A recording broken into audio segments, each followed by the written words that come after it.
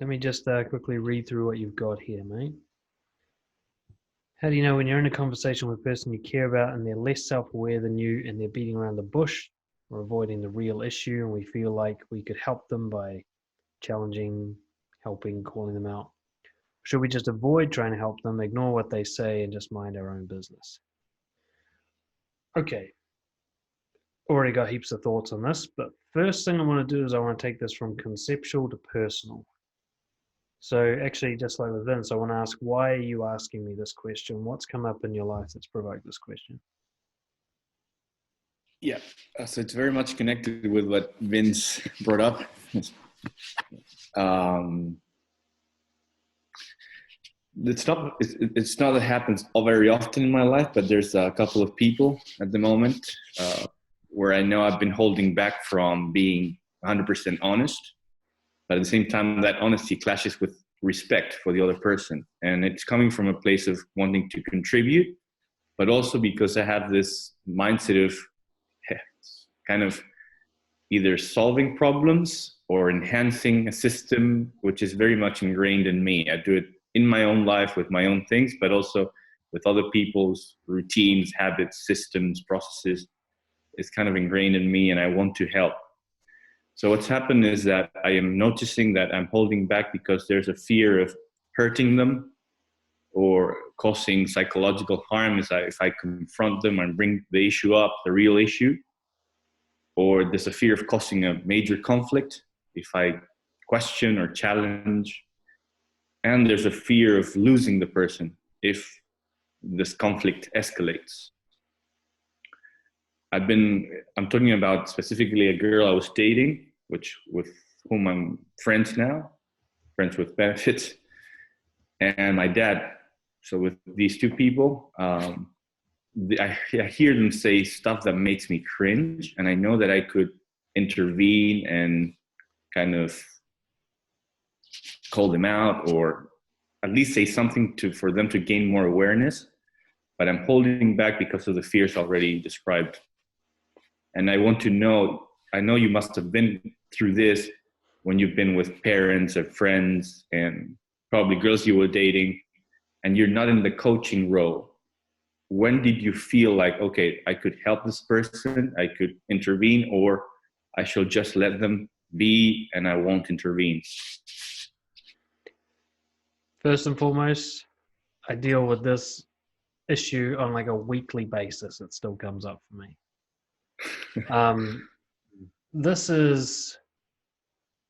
Honesty is an art more than a science. Every situation we're in is slightly unique, and we have to kind of figure it out. So what you're talking about in a conceptual level, I think, I want to try and make sure I've understood you properly, is first off, there's a balancing issue between contribution and control. So there's, I want to help them versus I want to make them the way that I prefer. And it's really easy to blur the lines between those two things, isn't it? And I still struggle with that myself, you know? There's an urge in me to help people, and it's really, really difficult to distinguish that urge from the urge to make people live in a way that I'm more comfortable with. Inside my mind, they look like the same thing. Or should I say, the urge to control people masquerades itself as the urge to help. And it's so subtle that often when it happens, I really can't tell you which is which. Right? What I can do, though, is learn how to respond to it in a way where it doesn't matter if I've got it wrong. And we can maybe talk about that. You've also got another issue, which I struggle with less these days, but it makes it more complicated, which is the same as Vince's one, is no matter how you do it and what you do, you want it to go well. You want the actual interaction itself to be at least not unpleasant and not a conflict. You know? So you got a lot of urges that freeze you because they pull in different directions. You can't have all of these cakes and eat them at the same time, or whatever the stupid cliche is, right? Is that about right? Is that what you've got going on at the moment? Exactly. because I'm very honest with 80 to 90% of the people in my social circle nowadays. They're very self-aware, and if they challenge me and question me, and I like that, and I can do that as well with them. But there's two people specifically that I feel like they're avoiding situations. They're just bullshitting themselves. Sometimes those things make me cringe, and I feel like, oh fuck, if we go in there, might cause them harm or might cause a major conflict. Well, first and foremost, I'll give you a very practical thing, because this isn't actually something where we can figure out what your true intentions are now. We have to wait till you're in the moment. But there is a way to figure out your true intentions while you're in the moment that requires interaction with the other person. And it's very simple. You ask permission to challenge them. If they deny that permission and that upsets you, then you know you were trying to control them. Ask permission to help them. If you say, look, there's something about your behavior I've noticed that bothers me and I want to give you feedback. Are you okay with me doing that? Or would you rather I kept it to myself? And if they say, no, I don't want to hear it, and you get mad about that, then it's because you've been blocked from controlling them. Yeah. Now, if you just want to help them and you trust that their path, their mind, their fate is going to sort them out eventually, then them saying no to you is no block. You're like, well, it's their world. But if you're angry that they won't let you into their world, into the control room to fuck around in there with the buttons, then you know at least partly your intention was about controlling them. Now, this, again, is easy to confuse with tolerating poor treatment or disrespect towards yourself. Now, this behavior, you say they're less self-aware, they're beating around the bush, avoiding the real issue. Is this actually something that hurts you directly, or is this in their own life and you're observing from the outside kind of thing?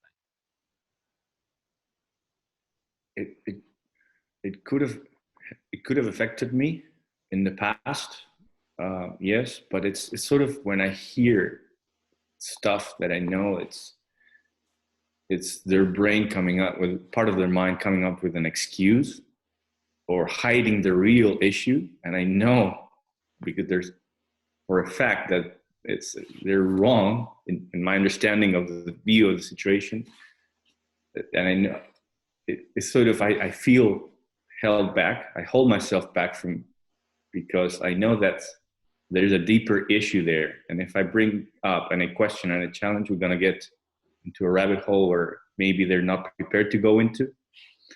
But it has affected me in the past as the receiver. Yeah. Okay. Well, from what it sounds like, it's probably different situation by situation. But what I'm getting a sense of is actually if you didn't care about them doing this to themselves, there isn't actually any effect on you. They aren't disrespecting you, breaking your property, anything that directly involves you. Am I right about that? Or are they actually lying directly to you, stealing your money, doing something? Well, I'm going to give you an example. The girl I was dating, she was complaining that with X number of guys she's dated over a period of X number of years, this relationships end at the 2 or 3 months mark. And that was one of the last guy she dated, and it lasted for 4 months. And then I've heard her say stuff around that it's the guy's fault, that it fizzles out, that and other reasons.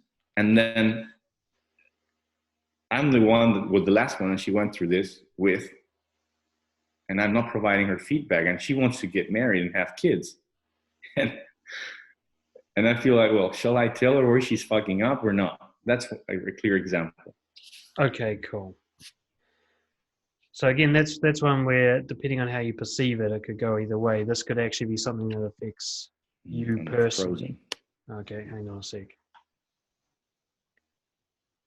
I'm just going to wait a second because it's frozen up a little bit here.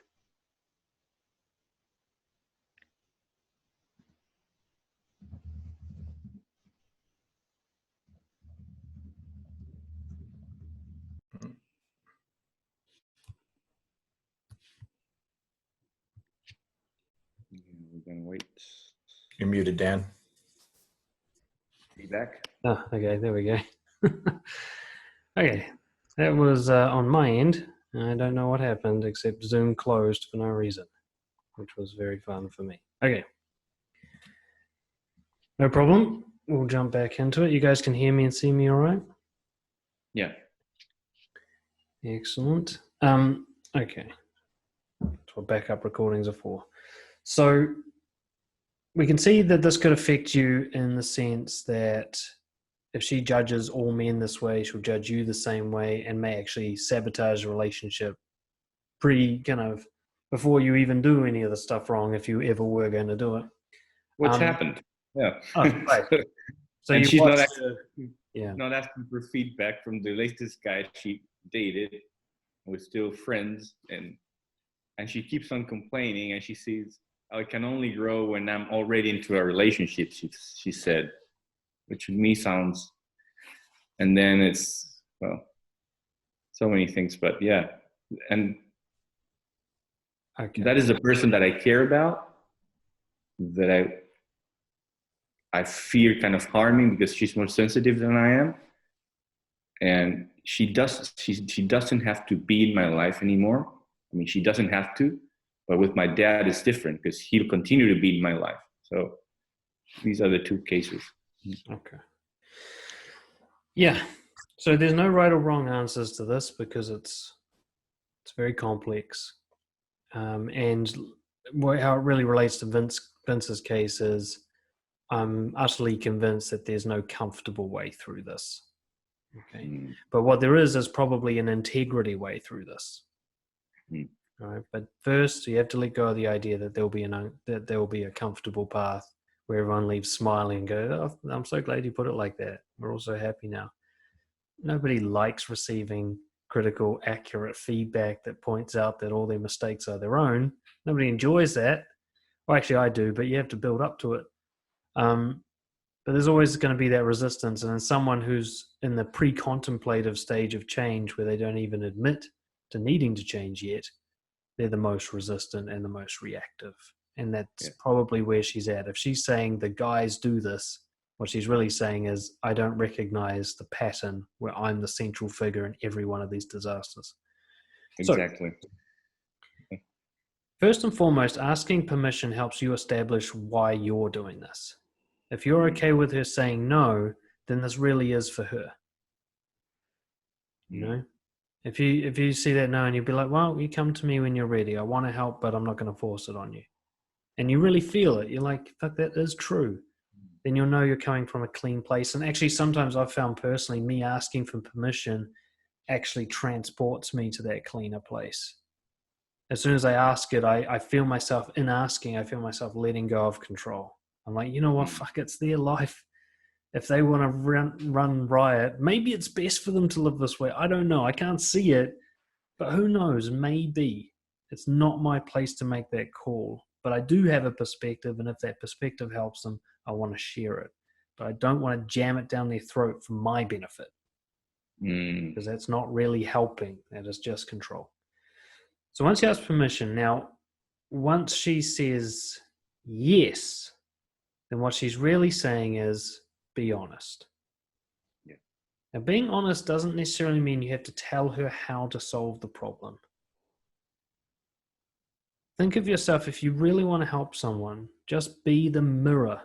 I always think about it like I cut my own hair, obviously, and I can't see the back, you know? I can feel it, sort of, when I shave it down, but if I've had a few moments where I've left like this tuft, you know, and people think I have mental problems, you know? So I always get my wife to come and have a check to see if I got the whole back, you know.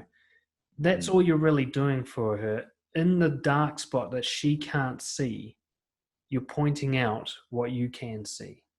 What she does with that information. Not only is that her call, it must be her call. If you tell her what to do, you're disempowering her. She's not doing it herself. She won't learn anything. You know. So you can give this a go right now. It looks like it's role play night. And I want you to keep it, again, I want you to focus on being concise, because your feedback, if you take away any attempt to make her feel happy, will be concise. Right? There isn't a big story you need to tell her. There's one key thing she's doing wrong, and you can see it. And that's all she needs to know about. So I'm her. You're going to let go of protecting my feelings and just give it to me straight. I've said yes. I've given you permission. What do you need to tell her?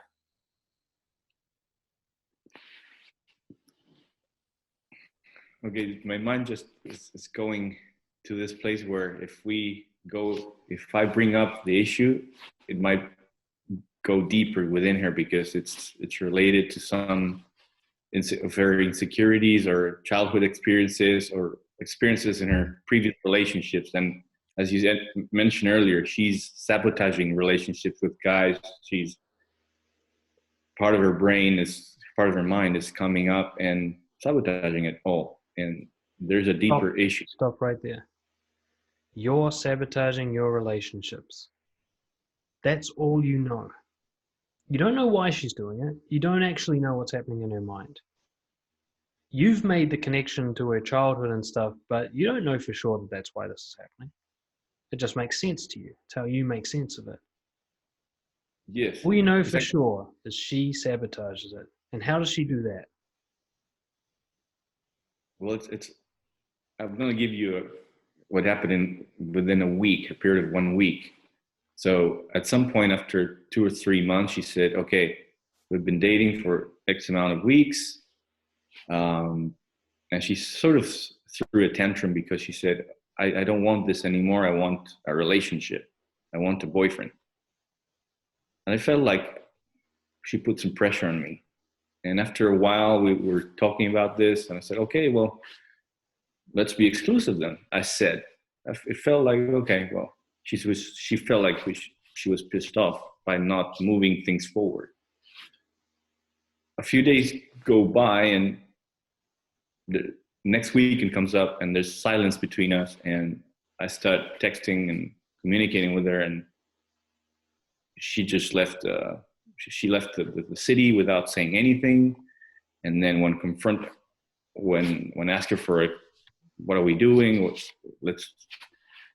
I'm trying to remember exactly, but she kind of sort of felt like there was no need for her to communicate to me. And still she was dishonest because she said she was going to be at this place, but she was not there. And we started having communication issues. And then she sort of started sabotaging it when things got really kind of close and we're starting to get very intimate emotionally. And then we had a lot of problems in the coming weeks. I felt like she was sabotaging it. And yeah, it's totally unconscious for her because she... Stop. Don't figure out the because. You don't know why it's happening. You only know what you saw and what you felt about what you saw. This is really important. If you want to give someone critical feedback, do not tell them why it's happening because you don't know. That would be a lie. Yeah. You can only give them what you've observed and how you reacted to what you've observed. In fact, even if you're right about why it happened, you disempower them by telling them that. They need to figure that out for themselves. That's where the real insight will come from. So you've actually just given me a very clear and concise piece of feedback for her. You pressured me into a exclusive relationship before I was ready. Then you went instantly cold on me, became dishonest, and started engaging in behaviors that put me off you.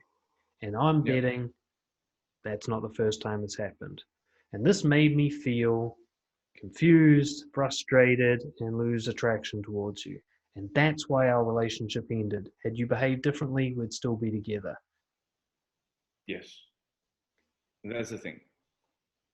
And I want to add that this happened 2 times later because I still called her out every time, but I kept on being in the relationship, which was not the right sign I gave. There was another time when she organized us attending a tantra workshop. And we were going, and 2 hours before getting there, she said, oh, sorry, I've been invited to the U2 concert. I can't go with you to the workshop. Sorry, bye. that pissed me off as well. At the last minute, it was a very intimate workshop, couples tantric workshop, and because she got invited by a friend to a U2 concert, she texted me, and yeah, I felt that was inconsiderate, and I called her out the next day, and we had a big conversation on the phone, and but yeah, she sabotages things when things are getting intimate. So I started connecting the dots, and later on, once we broke up, I found out that she had a couple of long-term relationships where she was really hurt, and she moved to other countries for these guys, and the relationship ended. I don't know what happened, but she was really brokenhearted. And then I started connecting dots. Yeah. And I get it. You're probably right, but let her connect those dots. In fact, you can ask her. You can say, look, I'm guessing you've done this before. You think about it. You decide for yourself whether this is a pattern or if I'm the first one you've done this to. This brings up a deeper question, which we may or may not go into today. The first time it happened, that's on her. Second, third time it happened, that's on you. Mm. One of the most painful realizations I've ever had in my whole life, I got reading Dr. Glover's book, No More Mr. Nice Guy. You can have two unhealthy people in a relationship, or you can have two healthy, but you'll never have one of each. So if your partner is unwell, so are you. And that was the most true thing I've ever fucking heard about my love life, and yet the hardest pill I've ever had to swallow. I thought I was the sane one, the stable one, the rock, and they were the storm, you know. The truth was we found each other because we connected on that chaos. Yeah. Yeah. There's even a meta level to your question, your desire to fix her, and she's somebody who needs fixing. It's a match made in heaven for the people with confidence issues. So while you've got feedback for her, there's also feedback you need to give yourself. You need to answer the question. I think there's two questions you need to answer. One is, after she mistreated me the first time, why did I go back? The second one is there a pattern of me doing this? Yep. And I dealt with these questions right after we broke up. I had a coaching session with a coach expert in emotional stuff, and we uncovered what was underlying, what was beneath this, and it would hurt me because it was had to do with my upbringing and the relationship with my mom. Mm-hmm. And so I realized, I was getting attached to her emotionally. I was too attached because of things that happened in my childhood. Yeah, we kind of repeat things until we really clean out the wound. We repeat that wounded behavior. We'll all do it. And the thing that No More Mr. Nice Guy kind of misrepresented is that idea of black and white, healthy and unhealthy. It's no, we've all got our shit. We're all on a spectrum. But there is a range, and there are kind of milestones. There are people who it's healthy to be with, despite whatever darkness they have. And there's people who may appear to have everything sorted, and yet they are a toxic hole to be with in a relationship, and everything in between. What I think I talked about this last week, it's about what direction are they facing in? Are they trying to get better, or are they getting worse? If she's saying that the guys do this to me, you know what direction she's facing. That's not a responsible direction. That's not a development direction. That's not a direction where she's going to get better. And you have to ask yourself, well, if I'm with her, which direction am I facing? Because the clash is probably coming from the fact that I think you're actually facing in the other direction. But if you're going to be with someone like that, somebody's frame's going to win. And here's one of the things I sort of figured out. I can have all the best intentions, be working on myself, and like in Vince's case, hang out with just a friend, not even a romantic interest, and they're facing in that other direction. And if they're stronger facing that direction than I am facing mine, it's going to turn me. And I can feel it. In a very practical example, I remember I lived in a house before I moved in with Mike from Brojo. I lived in a house full of people who were definitely facing the other direction. They just wanted to drink and take drugs for the rest of their life and just party it up and had no purpose and kind of were all secretly anxious and depressed, but nobody talked about it. That kind of person. But a house full of them. They trashed the place within 2 weeks, and it was a nice house. Within a few weeks of living with them, I noticed myself smoking weed more, gossiping, procrastinating on work, skipping the gym. I was being pulled into their world, despite the fact at the time I was actively a coach.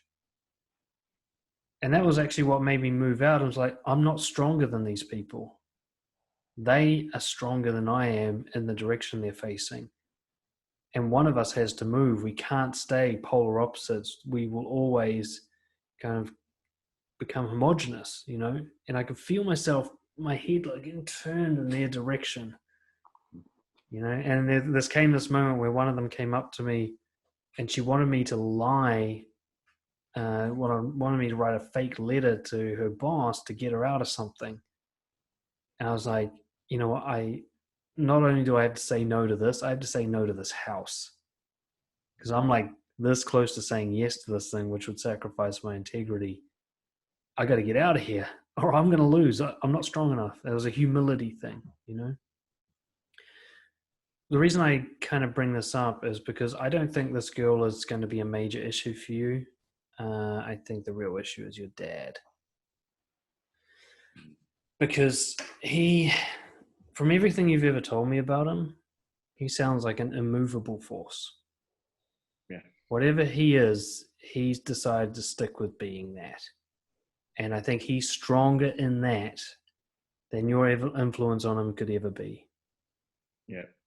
Now, that does not mean you have to cut him out of your life. Okay, we already talked about acceptance agreements last week where people can just get 24-hour stand down. They don't have to be cut.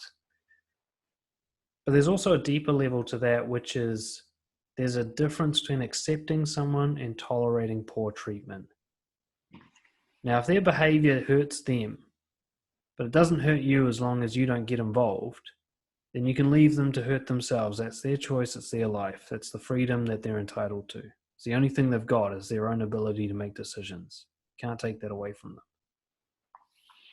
But if their decisions encroach on you, if they harm you objectively, you know, or if you can't get away from them in some way, this is where boundary setting needs to happen. It's where like, look, you want to keep doing that, you can't do it with me. You know, this is a thing like, I think, was it Darren on one of our first calls?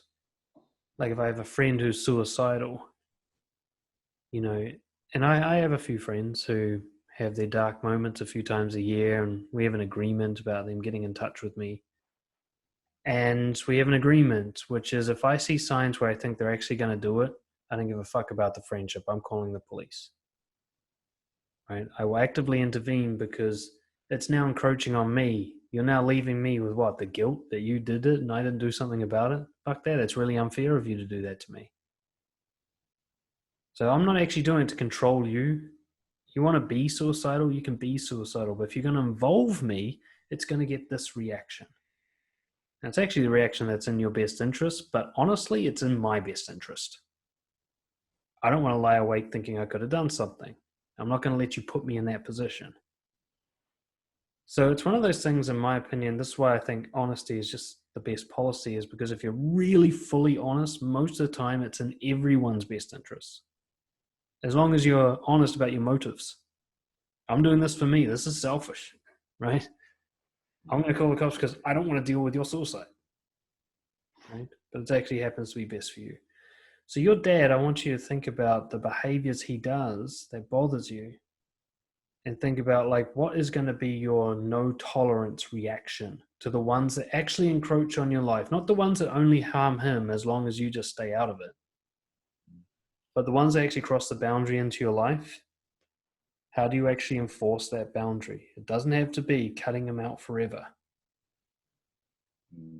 I like to think of it electroshock therapy. You do that, you hit an electric fence, there's going to be a nasty reaction.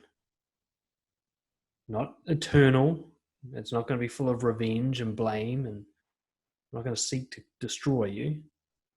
But I'm going to make sure you don't like doing that, because that crosses the line. You want to do that in your own time.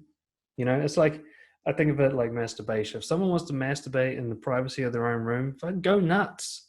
Do whatever weird shit to yourself that you like. Go for it. You do it in front of me, I'm going to kick you in the balls. Okay? You're allowed to do it on your own time, but you're not allowed to do it in my little world. Okay?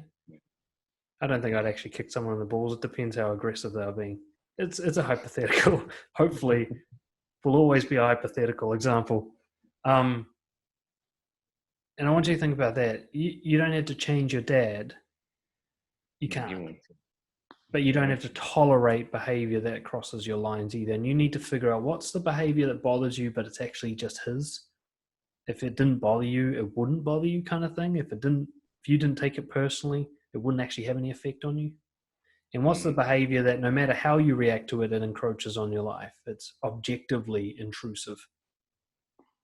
Yeah, that is the real issue. And actually, you made me think about the fact that I'm worried about with him and with this girl is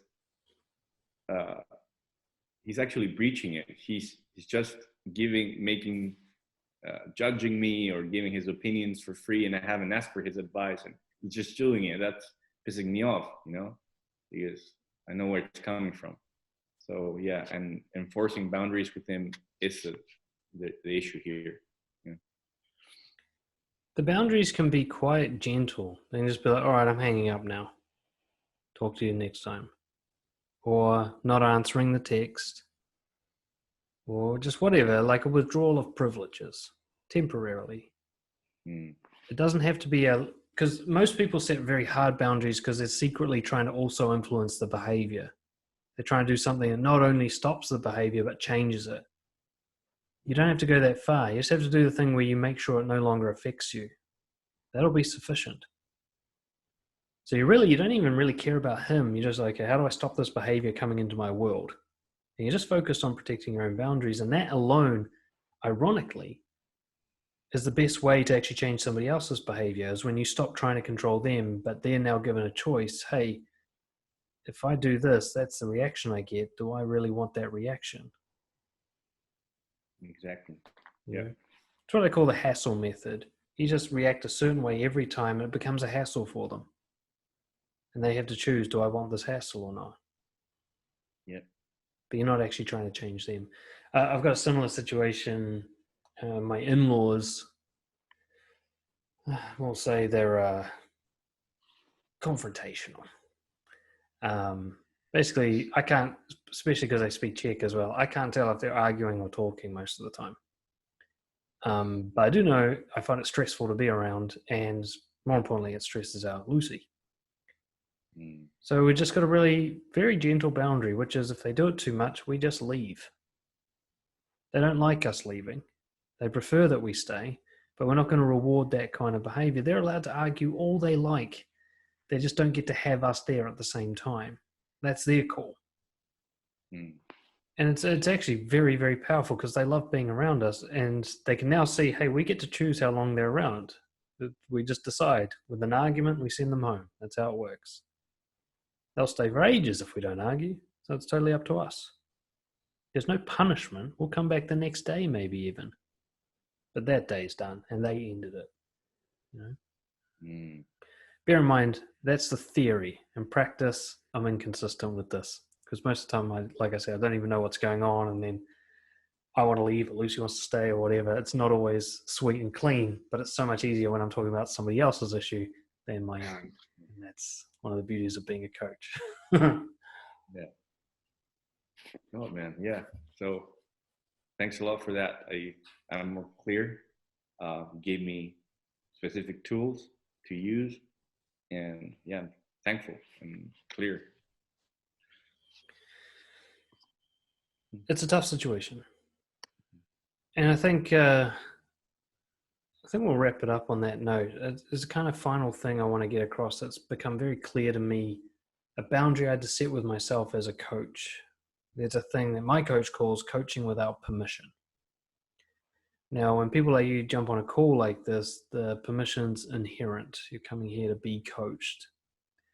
But if I'm hanging out with you at a pub, that's not inherent. And it's really easy for me to cross the line simply because I like talking about psychology and philosophy. And I like expressing my views honestly. And half of my coaching is me just expressing my views honestly. So it's really easy for me to start crossing that line. And the line is crossed when I'm trying to change somebody. I can talk about my opinions and theories all I like. If there's no intention to change someone, I'm not coaching. And they can feel the difference. Just ask my wife. She'll give you plenty of good feedback on when I do that and when I don't. But we had to come to an explicit agreement. I'm her husband, not her coach. I'm not allowed to coach with permission. There are times where I'm allowed to help her, but we talk it through. I'm like, okay, I'm getting to the point now where I can't talk anymore without being coachy, Like, do you want me to go there, or should we just make this a rant, and I'll just listen? And we say all that out loud because I can't trust myself not to. If you were with a friend at this pub you mentioned, and you could have helped him by jumping on and bringing something up, and you didn't do it, you would have felt like, oh, that was not living by my values. I wasn't honest. I could have helped him. What is your take? Like I said, if I see that I can clearly help someone, it all comes down to that permission thing. But there's certain situations where I'm like, the permission's not inherent here. So someone didn't come down to the pub to get coached, and I didn't actually come down here to be a coach. And I don't want to cross that line right now. Now, I'm lucky in that my coaching is professional, because I actually say, if you want to talk about this more personally, we can have a session later. And I can really clearly draw that boundary.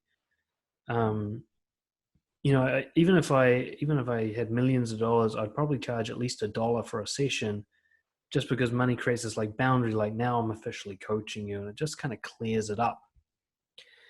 But in social situations, it's still an art that I'm playing with, like giving advice or giving my opinion as opposed to coaching.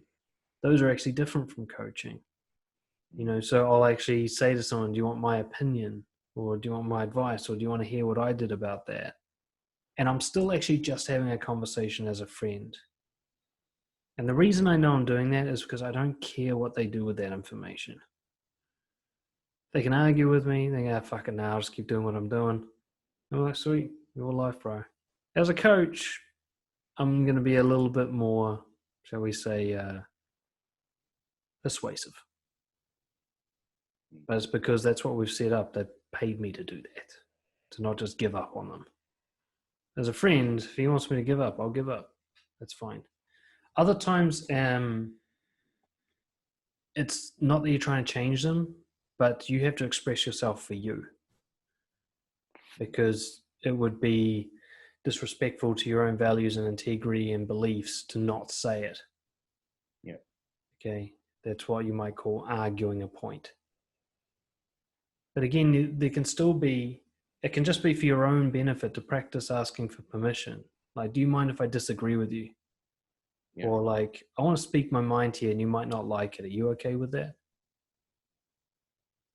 Because one of the hardest things, especially for someone like me or any nice guy who likes to control people with advice and helping, you have the courage to shut up, to not say it. It's one of the biggest dilemmas I got to with being more honest, is eventually I got to the point, well, actually, how do I stop? Do I have the courage to keep the honesty to myself, actually keeping something willingly to myself, not because I was afraid, but actually because I was only using it to control, to actually hold something back because it wasn't being done with a good intention. I found that really difficult. I'd be in a team meeting with all these great ideas. I'm thinking, no, I just want the spotlight. These aren't really great ideas. These are just excuses for people to look at Daniel and go, fuck, he's smart. So to actually stay silent in a meeting and let someone else be the hero, that was incredibly difficult for me. And there are other times where I'm like, you know what? I got to speak up because this is wrong. This isn't about me being right. This isn't about people liking me. It's about me standing up for what's right. Like I said, it's an art, not a science. There's so many times where afterwards I have to review it to figure out what actually happened, you know? In the moment, I'm like, yeah, I'm a crusader for the truth. And afterwards, I'm like, nah, you're just a little bitch trying to get attention. Shit, missed it. Oh, maybe I'll be better prepared next time.